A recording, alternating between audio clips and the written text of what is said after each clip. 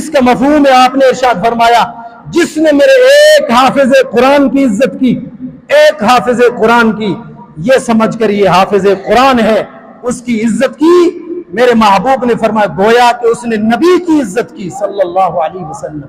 लोगों ने हाफिज कुरान को मजाक बनाया हुआ है, आलिम दीन को।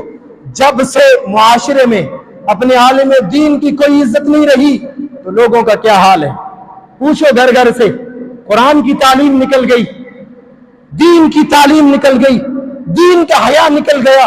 जब आलिम दीन का हया नहीं रहा तो फिर दीन का हया क्या रहना है।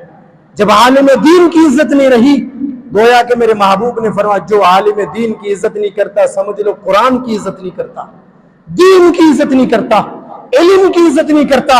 आज घर घर के अंदर माएं रो रही हैं, घर घर के अंदर बाप पीट रहा है। क्यों? वजह यह है कि हमने